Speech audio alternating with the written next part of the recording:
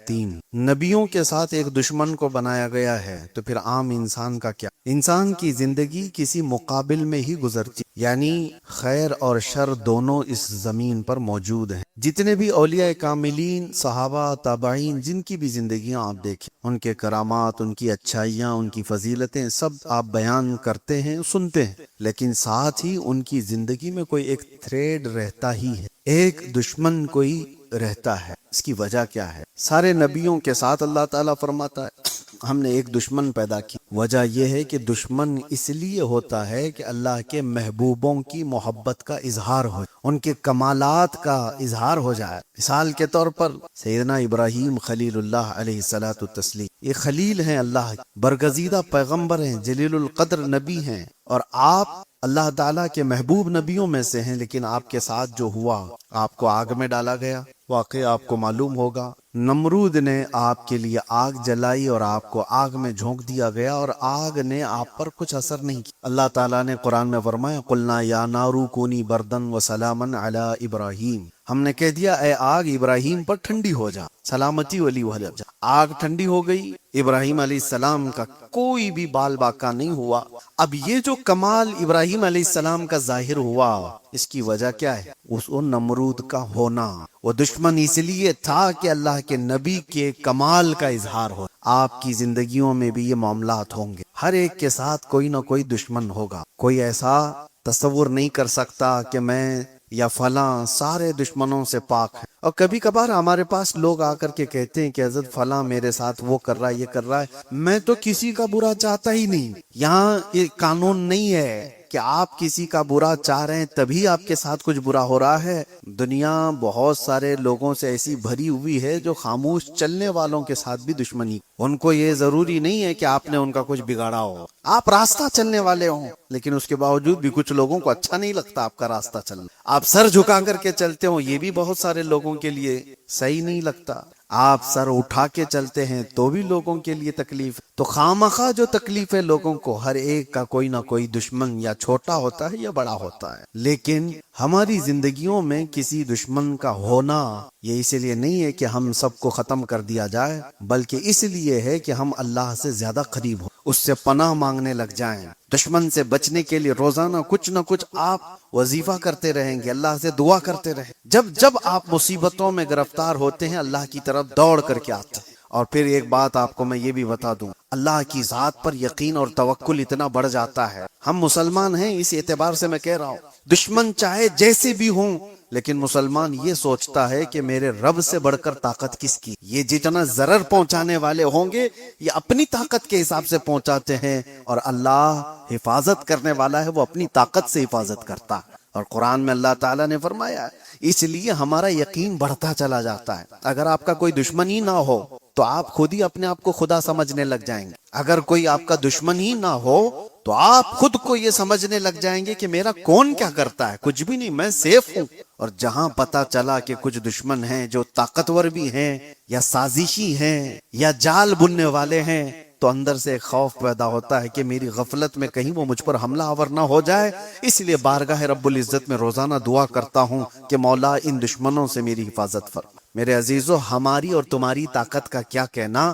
سید الانبیاء رسول اکرم صلی اللہ تعالی علیہ وسلم، اللہ تعالیٰ کے وہ محبوب نبی، اگر وہ حکم دیں تو آپ کے ساتھ سونے اور چاندی کے پہاڑ چلا کریں گے، حضور نے خود فرمایا۔ لیکن اس کے باوجود میرے آقا صلی اللہ تعالی علیہ وسلم دشمنوں کے شر سے بچنے کی دعا کرتے، دشمنوں کے شر سے بچنے کی دعا کرتے تھے۔ اور بارہا ایسا دیکھا بھی گیا کہ دشمنوں کا وار میرے آقا پر ہوا ہے کہ نہیں ہوا، ابو جہل کی وجہ سے۔ اچھا، یہاں پر یہ بھی میں بتا دوں ابو جہل کیوں پیدا ہوا، کیوں آ گیا حضور کے مقابل میں، کیوں اتنی اذیتیں دیا؟ میرے عزیزو، اللہ تعالیٰ کا کوئی کام حکمت سے ہوتا، کوئی کام حکمت سے خالی نہیں ہوتا۔ فعل الحکیم لا یخلو عن الحکمہ۔ ابو جہل کے ہونے کی وجہ سے رسول پاک صلی اللہ تعالی علیہ وسلم کے کئی معجزات کا اظہار ہوا ہے۔ کنکریوں نے کلمہ پڑھا، حضور کا یہ کمال دیکھا دنیا نے۔ یا ابو جہل اس طرح کا دشمن ہونے کی وجہ سے اس نے انکار کیا، اور میرے آقا نے اظہار کر کے دکھایا۔ اس نے کہا کہ یہ نبی نہیں ہے، ان کا اگر کچھ ہے تو زمین پر چل رہا ہوگا جادو، آسمان پر چلا کر کے دکھائیں کچھ۔ حضور نے اشارہ کیا اور چاند دو ٹکڑے ہو گئے۔ اس کا انکار کرنا تھا، میرے آقا نے اظہار کر کے دکھایا۔ دشمنوں کا کبھی کبھار ہونا آپ کے کمالات کے اظہار کا سبب بنتا ہے۔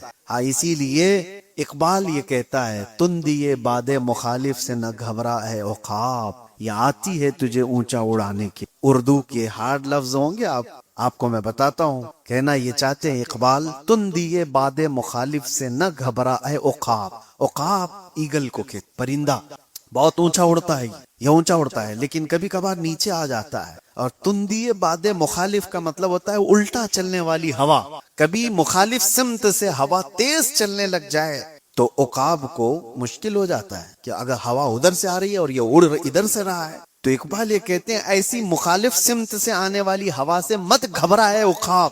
عقاب کیا کرتا ہے اس وقت؟ ہوا اگر تیزی سے مخالف سمت سے آئے تو ہوا کا مقابلہ کرنے کے لیے اس میں گھس نہیں جاتا، بلکہ اوپر جاتا ہے جہاں سے ہوا نہیں آ رہی ہو، یعنی مخالف سمت سے ہوا نہ آ رہی ہو، اتنا اونچے اوپر چلا جاتا ہے تاکہ یہ مخالف سمت سے آنے والی ہوا سے میرا ٹکر نہ ہو۔ تو اقبال یہ کہتا ہے، مخالف سمت سے آنے والی تیز ہواؤں سے نہ گھبرا اے عقاب، اے امت محمدیہ، یہ آتی ہے تجھے اونچا اڑانے کی، تم ان سے اوپر چلے جاؤ، تمہیں تمہاری حیثیت بتانے کے لیے دشمن آتے۔ عزیزان گرام وقار، آج کے حالات بھی ہمیں اس بات کی طرف لا رہے ہیں کہ ہم نے دیکھا ہے بہت ساری جگہوں پر، بدر کے میدان میں صحابہ کرام رضوان اللہ تعالی علیہ مجمعین نے جو جوہر پیش کیے، وہ کم از کم 10-12 سال پہلے مکہ والے تصور بھی نہیں کر سکتے، سوچ بھی نہیں سکتے تھے۔ جس وقت رسول پاک صلی اللہ تعالی علیہ وسلم نے ہجرت فرمائی، مکہ سے مدینے جا رہے تھے، 13 سال تک مکہ میں کفار و مشرکین نے کیا نہیں ظلم اٹھائے، صحابہ کو پکڑا ہے، انگارے پر سلایا ہے، انگاروں پر سلایا ہے، سولی پر چڑھا کر کے مسئلہ کیا ہے، آنکھ کان ناک کاٹ کر کے صحابہ کے ساتھ بہت تکلیفیں دی۔ اس وقت تو پورے مشرکین یہ سمجھتے تھے کہ یہ کمزور لوگ ہیں، ضعیف لوگ ہیں جو محمد کے ساتھ چل رہے ہیں، کبھی بھی ان کا خاتمہ ہوگا۔ اور جس وقت حضور ہجرت کر کے چلے گئے تب تو ان کی طاقت اور بھی بڑھ گئی کہ ہم نے تو ان کو وطن چھوڑنے پہ مجبور کر دی، ان کا گاؤں چھوٹا، گھر چھوٹا، رشتہ دار چھوٹے، مال و اسباب جائیداد سب چھوٹ گیا، کچھ نہیں ہے ان کے پاس۔ اتنی دشمنی کیا انہوں نے، اور اس کے بعد جب وہ مدینے چلے گئے، یہ حالات تھے جو صحابہ کو مضبوط بنا دیا۔ آج ہم سب یہ جو ڈھیلے ڈھالے ہیں، اس کی وجہ ہی یہ ہے کہ ہمارا مقابلہ کسی سے نہیں۔ جس جگہ پر کسی سے مقابلہ نہیں ہوتا وہ ڈھیلی قوم ہے، اسے کسی بھی چیز سے اپنے مقابلے کی طاقت کا اندازہ نہیں ہوتا۔ میرے عزیزو، سنا ہے شیر کو بھی اگر کتوں کے ساتھ پالا جائے تو پھر وہ شکار کرنا چھوڑ دے، اسے اس کی حیثیت معلوم نہیں رہ جاتی، یاد نہیں رہ جاتا، برسوں اگر رہا تو۔ صحابہ اکرام وہاں مکہ سے مدینے چلے گئے، مشرکین ابھی بھی یہ سوچتے تھے کہ جس طرح ہم ان کو مکہ میں کبھی بھی پکڑ کے مارتے تھے، ایک صحابی ہیں جن کو 16 سال تک قید میں رکھا تھا زنجیروں سے باندھ کر، وہ ظلم ڈھائے تھے، تو یہ سوچتے تھے کہ اس طرح سے ہم کبھی بھی ان کے اوپر کچھ کر دیں گے۔ لیکن ایک مرتبہ آئے مدینے پر چڑھائی کرنے کے لیے 1000 سے زیادہ لوگ، اور بدر کے میدان میں جو صحابہ نے جوہر دکھائے، ان کے پورے پرخچے اڑا دی۔ جتنے گرو گھنٹال تھے سب کے سب میدان بدر میں قتل ہو گئے، ابو جہل، عتبہ، شیبہ، جتنے بڑے بڑے تھے شیطان، سب قتل ہو گئے۔ بدر کی اس وادی میں وہ مشرکین کہتے ہیں کہ ہمیں تو یہ اندازہ ہی نہیں تھا کہ اتنے طاقتور ہو چکے یہ لوگ، اتنا مقابلہ کرنے کی ان کے اندر ہمت آ گئی۔ بلکہ وہ یہ بھی کہتے ہیں کہ بسا اوقات ہم دیکھ رہے تھے ان کے پاس تو لکڑی کے ہالے تھے، تلواریں بھی نہیں تھی، لکڑیوں سے لڑ رہے تھے صحابہ رسول اللہ کے۔ اور مشرکین مکہ کہتے ہیں کبھی کبھار یہ گردن کے قریب تلوار لاتے تھے، ابھی حملہ بھی نہیں ہوتا تھا کسی کی گردن کٹ گئی ہوتی، ویسے ہی ختم ہو گئے ہوتے۔ یہ صحابہ کرام رضوان اللہ تعالی علیہ مجمعین کی مدد بھی تھی، اور ان کا یقین تھا، ان کا جو مستحکم عمل تھا۔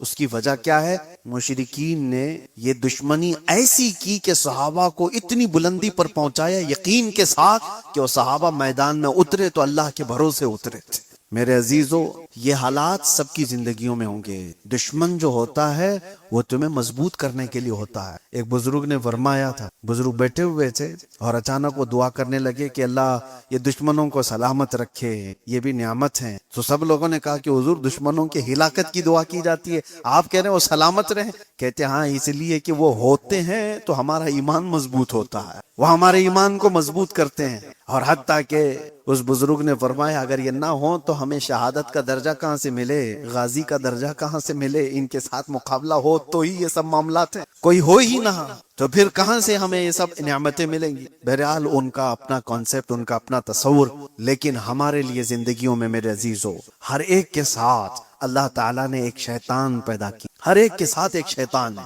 نبیوں کے ساتھ جب کہا گیا تو شیطان تمہارے ساتھ بھی ہے، ہمارے ساتھ بھی۔ اب شیطان کی دو قسمیں بیان کی گئی ہیں قرآن میں، ایک انسانوں میں سے اور ایک جنات میں۔ اور آپ نے سورہ ناس میں پڑھا ہوگا آخری آیتیں جو ہے الذی یوسوس فی صدور الناس من الجنۃ والناس، اس شیطان سے اللہ کی پناہ جو لوگوں کے سینوں میں دلوں میں وسوسے پیدا کرتا ہے، وہ کون ہے؟ من الجنۃ والناس، جنات میں سے اور انسانوں میں سے۔ اور اسی طرح بھی میں نے جو آیت پڑھی اللہ فرماتا ہے وَكَذَلِكَ جَعَلْنَا لِكُلِّ نَبِيٍّ عَدُوًّا شَيَاطِينَ الْإِنسِ وَالْجِنِّ، ہم نے ہر نبی کے ساتھ ایک دشمن پیدا کیا، انسانوں میں سے اور جنات میں سے ایک شیطان۔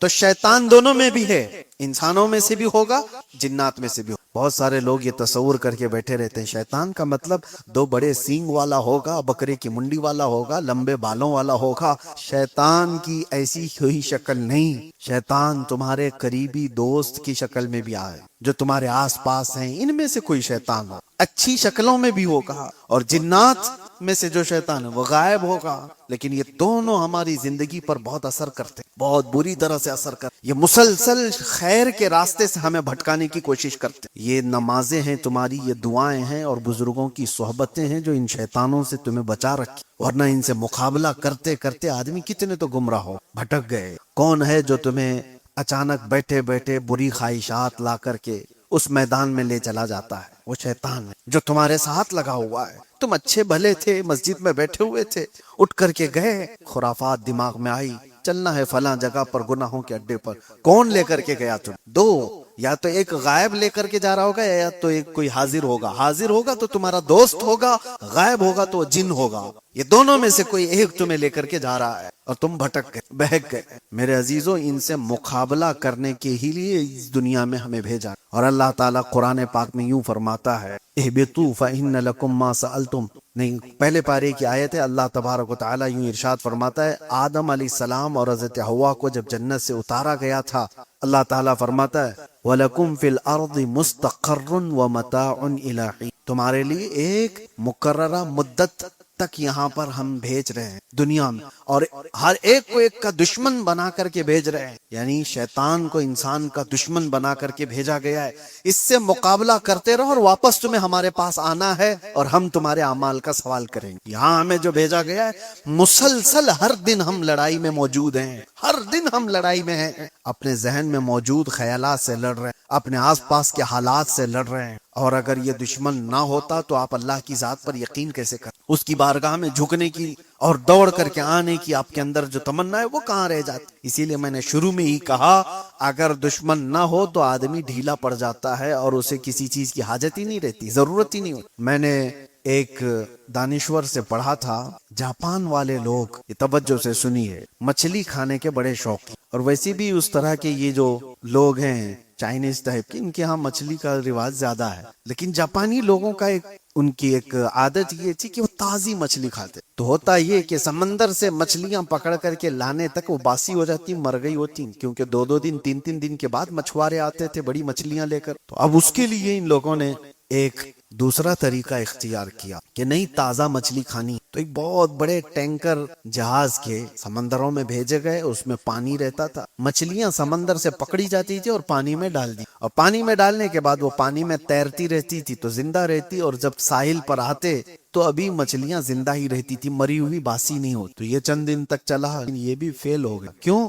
وجہ یہ تھی کہ لکھنے والے نے لکھا ہے کہ وہ مچھلیاں جو سمندر میں تیرتی تھیں اس طرح سے یہ ٹنکی میں نہیں تیر رہی تھی، یعنی چھوٹی جگہ تھی، پانی الگ تھا، تو وہ بھی سست ہو جاتی تھی، کاہل ہو جاتی تھی، زندہ تو رہتی تھی لیکن کاہل رہتی تھی، سست، اور یہاں آنے تک سست مچھلیاں ہوتی تھی۔ تو جاپانی لوگوں نے یہ کہا کہ سست مچھلیاں کھانے سے ہماری طبیعت میں بھی سستی زیادہ نہ آ جائے، ہمیں ایکٹیو چاہیے، حرکت والی۔ جانتے ہیں اس کے بعد انہوں نے ایک تیسرا طریقہ اختیار کیا، کہا کہ بہت بڑے ٹینکر کو تو لے جایا جاتا ہے مچھلیاں پکڑنے کے لیے، اب یہ حرکت میں نہیں رہتی، 1 دن 2 دن کے بعد یہ ڈھیلی پڑ جاتی، تو ایسا کیا گیا، ایک شارک مچھلی کو بھی پکڑا گیا چھوٹی، اور اس کو اس میں ڈالا گیا، اور چھوٹی مچھلیاں جو ہے اسی سے تو بھاگتی ہیں سمندر میں کہ یہ اپنا لقمہ بنا لیتی ہے۔ شارک مچھلی ان کو دوڑاتی رہتی، جتنے کھا لی، اور جتنے بچ گئے وہ ساحل پر آنے تک بالکل ایکٹیو حرکت والی مچھلیاں ہوتی تھی، ان کو لے کر کے جاپانی لوگ کھایا کرتے تھے۔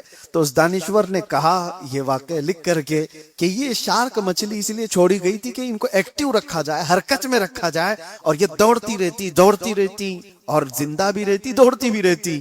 وہ دانشور کہتا ہے اسی لیے ہر ایک کی زندگی میں ایک شارک کا ہونا ضروری ہے، تاکہ وہ اسے دوڑاتا رہے اور وہ بھاگ کر کے اللہ کی بارگاہ میں آتا رہے۔ ہم سب کی زندگیوں میں ایک دشمن ہوتا ہے، اور اس دشمن کے ہوتے ہی ہم لوگوں کے اندر اللہ تعالیٰ کی طرف دوڑنے کا خیال آتا ہے، رب تعالیٰ کی پناہ مانگنے کا بار بار یہ احساس ہوتا ہے۔ آپ خود اپنی زندگیوں میں محسوس کرتے ہوں گے، ہم جس کے پاس بھی جاتے ہیں، کسی سے ملاقات کیا، کسی کے گھر میں گیا، سب سے پہلے وہ دعا کی درخواستیں کرتے ہیں۔ کیوں میاں؟ آپ خود بھی تو دعا کرتے ہیں، ہمیں دعا کی درخواست کیوں کرتے ہیں؟ اور پھر اگر تفصیل سے کہیں گے تو یہی کہیں گے کہ حضرت فلاں معاملات میں بہت گر گیا ہوں، لوگوں کی نظر بہت ہے، آپ دعا کر اللہ بری نظر سے بچائے۔ یہ کامن دعا ہے، سب کے لیے ہے، یعنی سب کو احساس ہے کہ کچھ لوگوں کی بری نظر ہے۔ بری نظر کا یہ تمہارے اندر جو احساس آیا، یہی احساس تمہیں اللہ کی بارگاہ میں پناہ مانگنے پر لے آتا ہے، اللہ کے قریب ہو جاتے ہو، اور اسی وجہ سے اللہ تعالیٰ نے بھی تمہیں مایوس نہیں کیا۔ قرآن میں اللہ فرماتا ہے فَلَا تَخْشَوْهُمْ وَخْشَوْنِ، ان سے مت ڈرو، مجھ سے ڈرتے رہو۔ لیکن ہے کہ اللہ کے پاس تو آؤ، دشمن تو ہیں تمہارے لیکن ڈرو مت۔ اللہ فرماتا ہے میرے دربار میں آؤ، اور اللہ نے 2 سورتیں اتاری، قُلْ أَعُوذُ بِرَبِّ الْفَلَقِ اور قُلْ أَعُوذُ بِرَبِّ النَّاسِ۔ میرے آقا صلی اللہ تعالیٰ علیہ وسلم پر جادو کیا گیا تھا، پتہ ہے آپ کو؟ حضور اکرم صلی اللہ تعالیٰ علیہ وسلم پر جادو کیا گیا تھا، ایسا سخت جادو کہ حضور کا جسم بخار سے پورا زرد ہو گیا تھا، اور پھر وہ پتہ بھی کیا گیا کہ کہاں جادو کر کے کیا کیا گیا ہے۔ آپ کا پتلا بنا کر اس میں سوئیاں یا پھر بال وغیرہ لگا کر کے جس طرح سے بھی جادو کیا گیا، حضور سید المرسلین صلی اللہ علیہ وسلم پر یہ اثر کیا گیا۔ اس کے علاوہ خیبر کے موقع پر زہر دیا گیا تھا، گوشت میں زہر رکھ کر کے۔ حضور پاک صلی اللہ تعالیٰ علیہ وسلم پر جب یہ اس طرح کے حملے ہوئے تھے تو اللہ تعالیٰ نے معوذتین کو اتارا۔ معوذتین کس کو کہتے ہیں؟ قل اعوذ برب الفلق اور قل اعوذ برب الناس۔ کہا گیا جو اس کو پڑھ لے اللہ دن بھر اس کو جادو سحر سے محفوظ رکھے۔ تمہارے پاس یہ ہتھیار ہیں، تمہارے پاس یہ آلہ جات ہیں۔ بہت ساری جگہوں پر میں نے دیکھا، اس سے قبل بھی میں نے کہا ہے، آج کل یہ عام ہو گیا ہے، کچھ شیاطین ہیں روئے زمین پر جو انہی کاموں میں مصروف ہیں، ایک دوسرے پر حملہ کرنے، جادو سحر سفلی ٹوٹ کے یہ ساری چیزوں پر دوسروں کی زندگیوں کو خراب کرنے۔ اور آج کا سب سے بڑا حملہ جو ہو رہا ہے وہ ہماری بچیوں پر ہے، لڑکیوں پر۔ کتنے تو ایسے دکان کھولے ہوئے بیٹھے ہیں جو محبت کا تعویذ کرتے، کسی لڑکی کو اپنے قابو میں کرنے کے اعمال کر کے دیے جاتے، یہ شیطانی اعمال کے ذریعے سے، اور لڑکیوں پر غلط طریقے سے اثر کر کے کتنے ایسے ہیں، میں نے خود میں دیکھا ہے، اچھے گھروں کی بچیوں پر یہ عمل کر کے انہیں اپنے کنٹرول میں کر دیا جاتا ہے، اور اس کے بعد ان کو لے جایا جاتا۔ اور کچھ تو وہ ہیں جو شادی کر لی، اور کچھ تو وہ ہیں جو ان کوٹھے میں بیچتی۔ بچیاں محفوظ نہیں رہتے، اسی لیے میں اپنی لڑکیوں کو، اپنی بیٹیوں کو، سب کو اپنے گھروں میں بھی یہ تلقین کرتا ہوں، تاکید کرتا ہوں کہ روزانہ صبح اٹھتے ہی 7 بار قل اعوذ برب الفلق اور 7 بار قل اعوذ برب الناس پڑھ کر اپنے اوپر دم کر لیا کریں۔ اللہ تبارک و تعالی معوذتین کی برکتوں سے یہ شیاطین کے حملوں سے محفوظ رکھے۔ اور حضور اکرم صلی اللہ علیہ وسلم کی صحیح حدیث ہے بخاری شریف کی کہ حضور نے اپنے مدینے کی جو کھجور ہے، عجوا کھجور مشہور ہے، سارے حاجی جب جاتے ہیں تو عجوا کھجور لے کر آتے ہیں۔ بخاری شریف کی حدیث ہے، میرے آقا صلی اللہ علیہ وسلم نے فرمایا کہ جس نے صبح 7 دانے عجوا کھجور کے کھا لیے، اسے پورے دن زہر بھی اثر نہیں کرے گا، جادو بھی اثر نہیں، سحر بھی اثر نہیں کرے گا۔ تو یہ سارے ہمارے پاس علاج بھی موجود ہیں، تو آپ صرف دشمنوں سے گھبرا کر، ڈر کر کے ہمت نہ ہاریں۔ اب آخری بات یہ بھی ہے کہ اولیاء کاملین کی زندگیاں اس میں ہمارے لیے بہت بڑا آئیڈیل ہے، بہت بڑا آئیڈیل ہے۔ حضرت فخر الدین رازی بہت پائے کے بزرگ تھے، امام المنطق کہلاتے تھے، امام الفلسفہ، علوم کے ماہر تھے۔ جب آپ کا آخری وقت آیا تو شیطان ان کے سرانے پر آئے اور کہنے لگا کہ رازی تم اللہ کو ایک مانتے ہو، اس کی کوئی دلیل ہے؟ انہوں نے دلیل دے دی، کائنات کا نظام اس طرح سے ہے، اس کو چلانے والا ایک ہی ہونا چاہیے۔ شیطان نے اس دلیل کو کاٹ دیا، کہا کہ دو بھی تو ہو سکتے ہیں، میری دلیل یہ ہے۔ آپ نے پھر دوسری دلیل دی اللہ کے ایک ہونے پر، شیطان نے وہ دلیل بھی کاٹ دی۔ ایک دو تین دلیلیں دیتے دیتے امام راضی 360 دلیلیں دے چکے تھے۔ آخری وقت تھا ان کا۔ امام راضی اپنے اللہ کے ایک ہونے پر 360 دلیلیں دیں۔ ہم کیا دلیل دیں گے؟ آپ کیا دلیل دیں گے اللہ کے ایک ہونے پر؟ مرنے کے وقت تو چھوڑو، ابھی بولو، ابھی اگر کوئی پکڑ کے پوچھ لے کچھ نہیں ہوگا۔ امام راضی جیسا عالم دین جب وہ 360 دلیلیں دے چکے تو ڈگمگ ہونے لگ گئے، اللہ ایک ہے بھی کہ نہیں۔ شیطان اس طرح کے حملے کر رہا تھا۔ یہ تو ان کی نسبت کا اثر ہے کہ حضرت سیدنا نجم الدین کبریٰ جو فخر الدین رازی کے پیر و مرشد تھے، پیر و مرشد سے نسبت کا یہ اثر ہوتا ہے۔ دور سے ہی مرشد نے اپنے مرید کی حالت کو دیکھا اور پکار کر کہا، اے راضی، وہ ابلیس ہے، تو اس سے بحث کر رہا ہے، اپنے خدا کے ایک ہونے پر دلیل دے رہا ہے، اس سے کہہ میں اپنے خدا کو بغیر کسی دلیل کے ایک مانتا ہوں۔ تو راضی کو اپنے پیر و مرشد کی آواز آئی تو انہوں نے کہا، اے ابلیس لعین، میں اپنے رب کو بغیر کسی دلیل کے ایک مانتا ہوں۔ شیطان وہاں سے جانے لگا اور کہا، راضی، اس موقع پر میں نے 70 سے زیادہ بڑے علماء کا ایمان لے لیا تھا، آج بھی تیرا ایمان ختم ہو جاتا اگر تیرا پیر زندہ نہ ہو، اگر تیرا مرشد اس طرح کی بات نہ کیا ہو۔ عزیزان گرامی وقار، اولیاء کاملین ان کے ساتھ بھی یہ معاملات ہوئے، حملے ہوئے شیاطین کے، لیکن کچھ چیزیں ایسی ہیں جو بچا لے جاتی ہیں۔ ہمیشہ علم ہی نہیں، بعض اوقات بزرگوں کی صحبت اور ان کی نسبت ہماری حفاظت کر۔ اسی لیے اعلیٰ حضرت فاضل بریلوی رضی اللہ تعالیٰ عنہ نے اپنے علم پر، اعلیٰ حضرت کا جیسا علم آج کے زمانے میں کون مثال لا سکتا ہے، جو 55 علوم و فنون کا ماہر ہو، فتاوی رضویہ جیسی 30 جلدوں کی مکمل کتاب ہمارے پاس، قرآن کا ترجمہ کنز الایمان کی صورت میں، عشق رسول سے بھری ہوئی ہدایت بخشش، زندگی پوری قلم چلاتے چلاتے جس کی گزری، اور ایک نئی بہترین شاگرد پیدا کر کے پوری امت پر احسان کیا، علمی بڑا کام کیا، لیکن فخر اس پر نہیں کیا کہ میں نے اتنی کتابیں لکھ دی، میں نے فتاوی رضویہ لکھا ہے، میں نے ہدایت بخشش لکھی ہے، میں نے کنز الایمان لکھا ہے۔ نہیں، یہ ساری چیزیں نہیں۔ بارگاہ مصطفیٰ صلی اللہ تعالی علیہ وسلم میں جب پیش ہونا ہوا تھا حضور کی بارگاہ میں، تو اعلیٰ حضرت یوں کہتے ہیں، یا رسول اللہ، تیری سرکار میں لاتا ہے رضا اس کو شفیع جو میرا غوث ہے اور لاڈلا بیٹا تیرا۔ اور اپنی نسبت پہ فخر کیسے کرتے ہیں، کیا دبے جس پہ حمایت کا ہو پنجہ تیرا، شیر کو خطرے میں لاتا نہیں کتا تیرا۔ غوث پاک کی طرف نسبت کرتے ہوئے وہ کہتے ہیں، آپ کا یہ کتا ہے، اس کو کوئی دنیا کا شیر بھی دبا نہیں سکتا۔ غوث پاک کے دربار کی نسبت پر فخر کیا، یہ نہیں کہا کہ میں بہت بڑا عالم دین ہوں، بہت بڑا فقیہ ہوں، مجھے کون کیا ہرا سکتا ہے، بلکہ یوں کہا، غوث پاک کے دربار کا کتا ہے، اسے دنیا کا کوئی شیر بھی دبا نہیں سکتا۔ ہمارے لیے بھی میرے عزیزوں چند چیزیں ضروری ہیں۔ آپ کو نسبتوں کی بھی ضرورت ہے اور اپنے عمل کی بھی ضرورت ہے۔ آپ کے اپنے وظیفے، اپنی دعائیں، اپنے اعمال اور عبادتیں، اور ساتھ ہی کسی مرشد کامل کی اور بزرگوں کے سلسلۃ الذہب کی نسبت کی ضرورت ہے۔ یہ دو چیزیں ہوں گی، انشاءاللہ ہر طرح کے دشمنوں کے وار سے آپ دنیا میں محفوظ رہیں گے، انشاءاللہ ہر طرح کے وار سے محفوظ رہیں گے۔ اللہ تبارک و تعالی ہم سب کو شیاطین انس و شیاطین جن کی ہر حملہ سے حفاظت فرمائے، ان کے تمام وار سے ہماری حفاظت فرمائے۔ رب قدیر اس دنیا سے جانے تک ہمارا ایمان سلامت رکھے اور بارگاہ رب العزت میں ہمیں ایمان کے ساتھ اٹھائے۔ وآخر دعوانا الحمدللہ رب العالمین۔ السلام علیکم۔